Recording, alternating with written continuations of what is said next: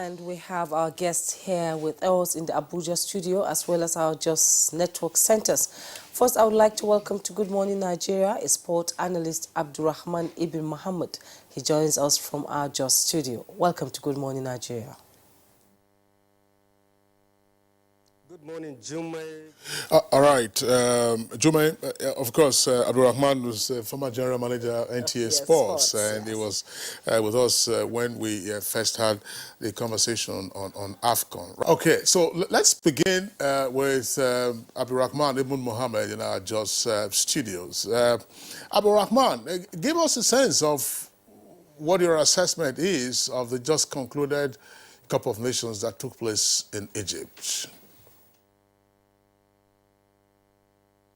Well, thank you very much. I'd like to take a look at this post-AFCON analysis from two perspectives. One, from what actually happened during play, on the field of play, which is, of course, uppermost for most people, and, of course, from the point of view of what NTA was able to do in bringing the tournament to Nigerians. Let me start with the affairs on the field of play. I'd like to take a middle position. There are quite a number of people, I'm very strongly opinionated people, that Nigeria really underachieved and that there is nothing to celebrate. And there are others who think, well, we should celebrate because third place is at least is on the podium.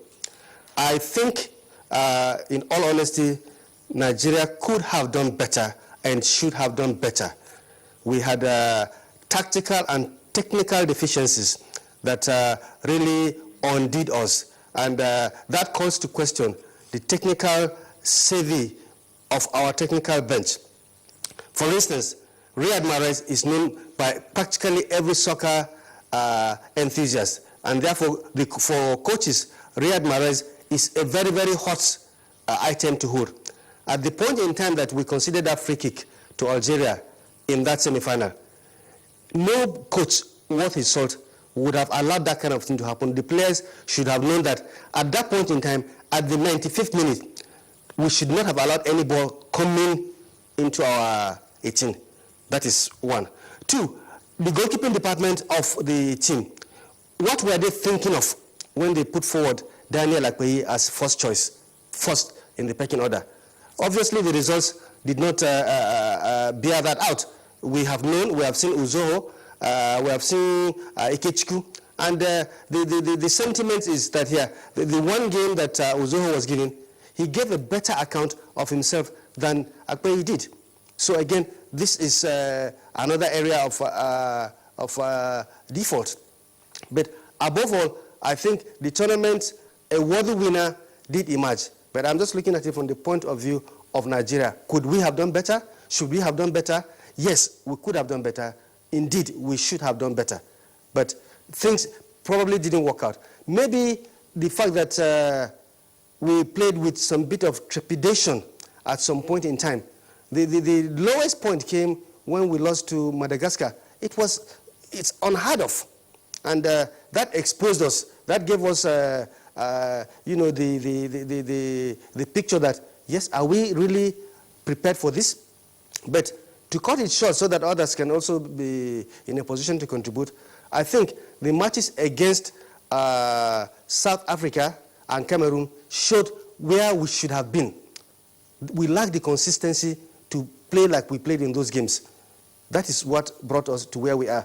But to celebrate a third place 8 times, in fact, the joke around some circles of sport is that, well, Nigeria is the top prize winner as far as bronze medals is concerned. Not in Africa. It should be our birthright to claim the Africa Cup of Nations almost for the asking. But I think we need some bit of thinking to do.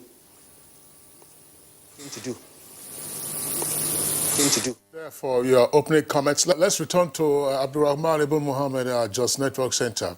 Abdulrahaman, of course, the issue of the performance of the Super Eagles is one that is still being, but there appears to be a lot of blame being heaped on the coaching crew, in particular, the chief coach or the lead coach or team manager, Gerard Raw.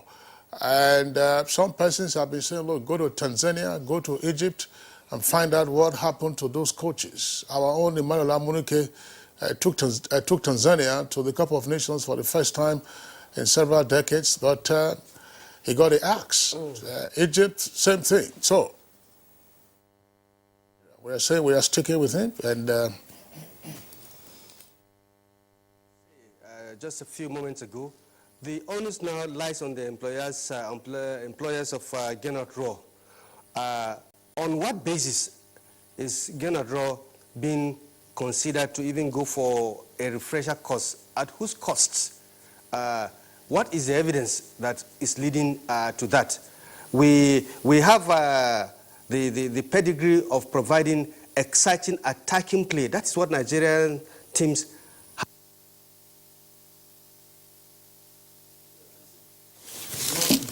Oh, shit. We've lost Abdulrahaman Ibn Muhammed in Jos. We'll be getting back to him in the course of the program.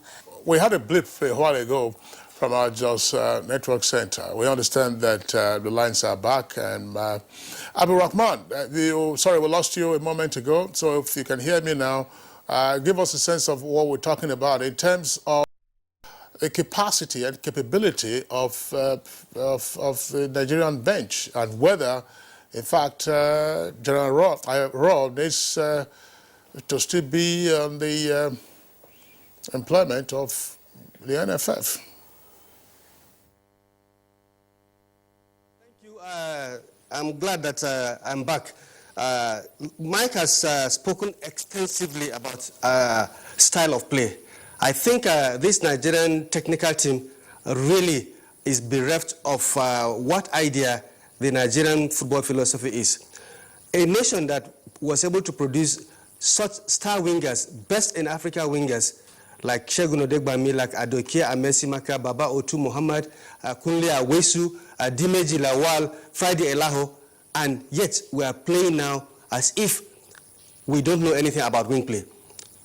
The Nigerian style has been anchored on creative and fast wing play, creative and adaptive possessive midfielders, not utterly defensive midfielders.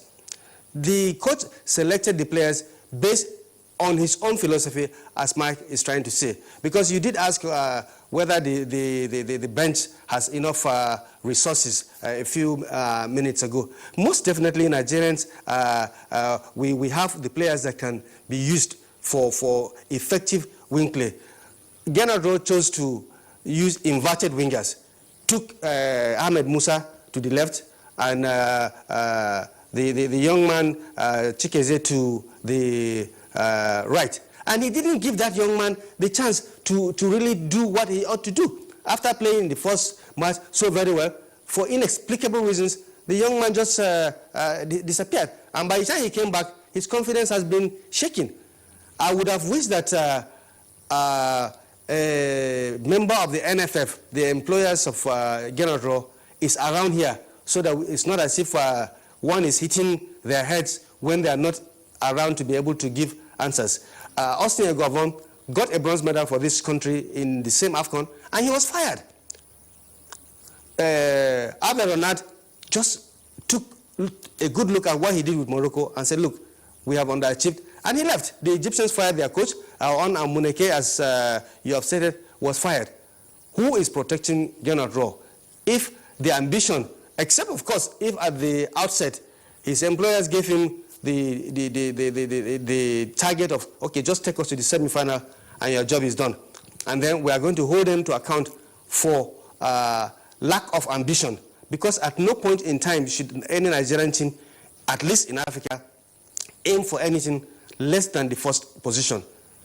We have the players, but the coach, whoever he or she may be, I'm also referring to the coaches of the female team, should be able to adapt to what we have. We have players that can be used. It has been proven time and time again. So it's not a question of sending Gennard Rohr to, go to study for a refresher course at either Bayern Munich or wherever on this earth. The point is, at 65, as Mike had stated, what has he been able to achieve? What has been the precedence? He's been given an opportunity, he has been given a platform, and that platform he was unable to really deliver. Nigeria is not a team of third placers. This has to be made very, very clear. We have the personnel. Even if we were to go, on a break from international football in order to get our acts together, but certainly we play football that is unattractive. That is what has happened. The midfield, Mike and Jake were saying, was virtually absent. We have Ndidi. He is well respected. He has carved a name for himself in the Premiership, but he's a holding midfielder. He's a defensive midfielder. We don't have the holding midfielder that will play in the mode of JJ Okocha, who opponents will be afraid to come forward and meet. And you can't tell me that this country is short of such players. If we come enough, we're going to get them. And I think it's time that maybe if the NFF and other sports stakeholders would have a seminar or whatever to chart a way forward. But we cannot be playing football that will be sending people to sleep, that will be making mediocres come and confront us full-blooded like the Madagascans did. They noticed that we had 7 players behind the ball, and they said, well, we could experiment. They did experiment, and we were left at the short end of the stick at the end. That will remain one of the biggest blips of any Nigerian national team, to be beaten by a team that is peopled by people who play 5th-tier football in France. That is not good news to hear. So I think the onus now lies on the NFF, and as I was saying, I would have wished that a member of the NFF, probably Mr. Pinnick himself, or chairman of the technical committee of the NFF, was here to show us cause why they are holding on to Gernot Rohr, because obviously he is not good enough. Okay, thank you so much, Abdulrahaman Ibn Muhammed. And just one here, I want to take this one very briefly. From Chibuike Dinkpa. I don't know whether there's some superstition in this, because sometimes it comes around. Chibuike Dinkpa, our color is green, white, green. According to my research, see, our color is green, white, green. According to my research, there's no need for any research. Our color is green, white, green. NFF must stop adding unknown colors to our jersey. They say it's bad luck. Yeah, because whenever another color is added to our jersey, the Super Eagles do not reach the final in that tournament. Never. Abdulrahman, in Jos, yes or no? On the final note.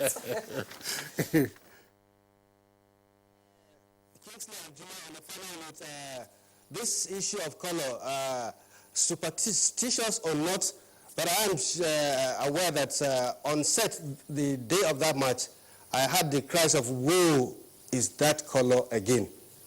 This is left for conjecture because I don't have any proof. But I think observers have, alluded to it that anytime we use that color, something bad happens. Perhaps it's time that the handlers of our team look at that. But just to round up, I think there will be no opportunity for us to talk about how NTA brought those matches to the homes of Nigerians. But just to finish up on the point of the performance of the Super Eagles, Mike was reeling out the names of, and Jake, we are reeling out the names of the players that made up the core of the 1994 team. The issue is that all those players, as Jake rightly stated, were discovered by Westerhoff right here in Nigeria. It used to be the norm that maybe 70% of the players would come from our local settings and maybe 30% coming from outside. Now it has changed. If you look at this team that certainly underperformed for Nigeria, there was hardly any person from the local league. The goalkeeper was not used. The goalkeeper from the local league was not used. So basically, we have brought in Nigerians who are based outside. But that should not really preclude us from looking for appropriate Nigerians plying their trade, because, I mean, the world is now a global village. If they are very good enough here in Nigeria, they will attract attention. So we shouldn't, discountenance them.